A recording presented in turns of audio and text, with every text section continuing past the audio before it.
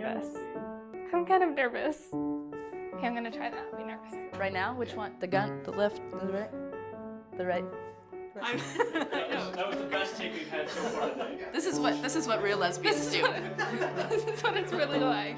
My name is Allison, and my skater name is Hop Devil. My name is Katie, and I skate under the name Poppy Chula. My name is Ashley, and my skate name is Smashly. My name's Thad.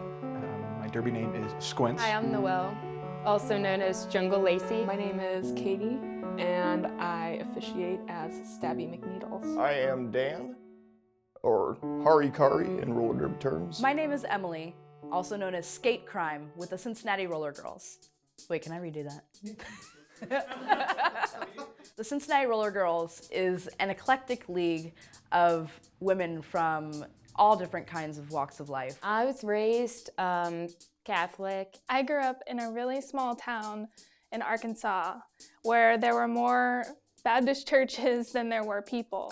I was raised in an actually very tolerant household. My mom and dad just, I always felt very loved, very much like, I was the most important thing in their life. We're different size, shapes, colors, and sexual orientations. Some of us are gay, some of us are straight, some of us don't identify as anything in particular. I guess I knew from the age around 14 or 15 that I was attracted to women. I think it was in first or second grade, kids started calling me a lesbian. I didn't want to listen to Ace of Base and stuff like that, and I didn't want to wear dresses all the time, and I didn't want to be like everyone else. I very clearly remember watching a commercial and seeing a beautiful woman on the commercial and thinking, I really want to kiss her. People didn't really like me because I didn't like to do a lot of girl stuff. I like more like guy sports and like video games, and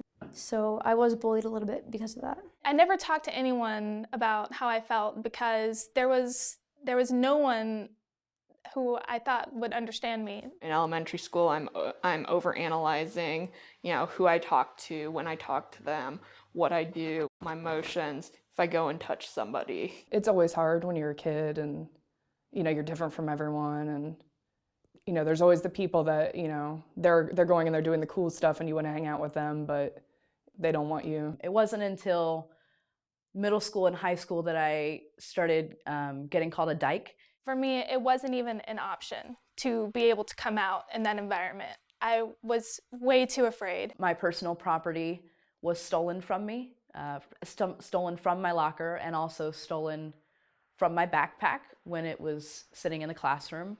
If someone were to call me gay or queer or whatever like that, even though I wasn't, but because of the affiliation that I had with being in show choir or doing drama, it's kept my head down and never really said a lot. In that respect, I hated that for them. They didn't deserve that. There was one instance in one of my classes where the teacher had left the room and the guys were harassing me. And I finally just stood up, and all the anger and everything, all the emotions that I had been bottling up for years just poured out of me. I let everything out, and I told them exactly how I felt. I told them, why are you doing this to me? Does it make you feel better to pick on me? What is your real issue? What is your problem? Like, I go about my business, I live my life, I don't bother anybody. Like, why do you have to do this to me?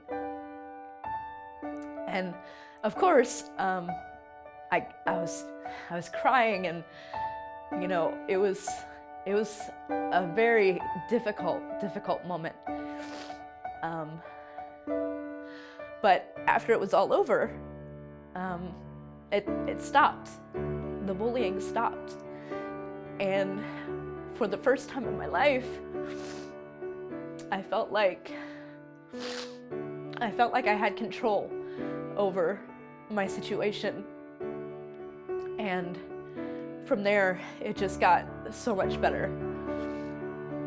Putting words to the things I was feeling was really kind of what changed it for me. I finally found the courage to come out Once I moved away and I met new people. I had to go out and find people that would accept me for who I was and what I wanted to do and who I wanted to be, and you know, try to ignore the other people that didn't agree with that. Things started to get better once I found a community. It was sort of like we all were people who weren't accepted, and so we knew that in order to have friends, we need to be able to accept everyone around us. Having a smaller group of friends that accept you for who you are is better than being friends with all the people that you have to hide from and pretend to be something you're not. And it was nice to have our own sort of place to go and meet up with people who were less concerned with, and not just sexuality, with appearance, with other lifestyle choices. It wasn't until, I think, later in life that you realize, you know, you should always be proud of who you are and what you're doing. If I could say anything to my 16-year-old self, I would say just hang on to some belief that it will get better, and it will. It will. You just have to bear through these tough times that you're going through right now. Middle school and high school are definitely the worst. As an adult, every day of my life may not be, you know, a magical experience, but when I look back at it and look back at the people around me, you know, there are so many things that I'm so glad that I have now. Don't let anyone tell you that you're not important or you're not loved, because you are. And just be yourself, and then one day it will pay off. If you feel like you're alone, you're not. I'm here to tell you that you're not. There are tons of people in this world, gay and straight alike, who are there for you and who will be there for you. And if you're considering suicide, please don't. There are so many possibilities out there and adventures that are just waiting for you to come and find them. Just keep on living and keep on fighting, and don't let people push you around. Stand up to them. And you know, if your friends aren't accepting of you, then get new friends, because they're supposed to be there for you. And if they're not doing their job. There are plenty of people out there who will be your friend and who will love you for just for who you are. Never give up and always have hope, because it definitely gets better, because it's already gotten better for me, and I'm 16. We are the Cincinnati Rollergirls.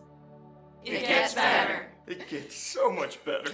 My name is Sk8 Crime, and it'll totally get better. And if it doesn't, send me after your bullies. I'll take them out. For real.